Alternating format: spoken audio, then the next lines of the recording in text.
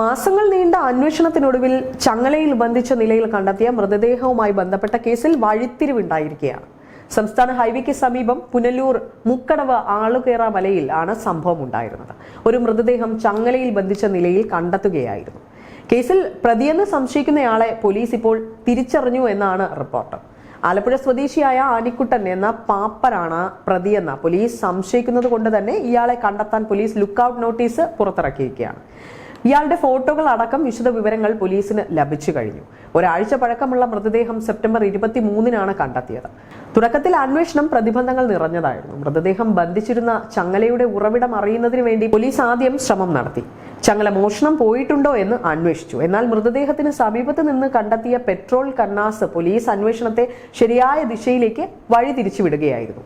ഈ കന്നാസാണ് അനിക്കുട്ടനിലേക്ക് അന്വേഷണം നീങ്ങാൻ കാരണമായത്.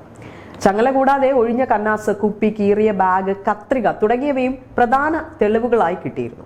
വലത് കൈയിലും കാലുകളിലും ചങ്ങല ചുറ്റി മരത്തിലൂടെ താഴിട്ട് പൂട്ടിയ നിലയിലായിരുന്നു മൃതദേഹം. വസ്ത്രങ്ങളൊന്നും ഉണ്ടായിരുന്നില്ല. തീ കത്തിച്ച് മുഖം വികൃതമാക്കിയിരുന്നു. മൃതദേഹത്തിന് സമീപത്ത് നിന്ന് കണ്ടെത്തിയ പെട്രോൾ കന്നാസ് പിടിച്ചുകൊണ്ട് ആനിക്കുട്ടൻ ആളുകേറ മലയുടെ അടുത്തുള്ള പമ്പിൽ നിൽക്കുന്നതിന്റെ ദൃശ്യങ്ങൾ പോലീസിന് ലഭിച്ചു. ഈ ദൃശ്യങ്ങൾ വെച്ചാണ് പോലീസ് ആളെ അന്വേഷിച്ച് കണ്ടെത്തിയത്. അനിക്കുട്ടനിലേക്ക് അന്വേഷണം എത്തിയതും ഇത്തരത്തിലായിരുന്നു. ഇയാളുടെ ആധാർ അടക്കമുള്ള എല്ലാ വിവരങ്ങളും പോലീസ് ശേഖരിച്ചു കഴിഞ്ഞു. അനിക്കുട്ടൻ ടൈൽസ് തൊഴിലാളിയാണ്. ഇയാൾ നാട് വിട്ടു പോയിട്ടുണ്ടാകുമെന്ന സംശയത്തിൽ മറ്റ് സംസ്ഥാനങ്ങളിലേക്കും അന്വേഷണം ഇപ്പോൾ വ്യാപിപ്പിച്ചിരിക്കുകയാണ്. അതേസമയം തന്നെ കൊല്ലപ്പെട്ട മധ്യവയസ്കനെ തിരിച്ചറിയാൻ ഇതുവരെ പോലീസിന് കഴിഞ്ഞിട്ടില്ല.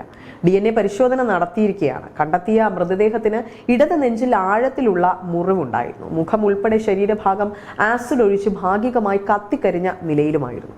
ഇടത് കാലിന് സ്വാധീനമില്ലാത്തയാളാണ് കൊല്ലപ്പെട്ടിരിക്കുന്നത് എന്നാണ് പോലീസ് സൂചന നൽകിയിരിക്കുന്നത്.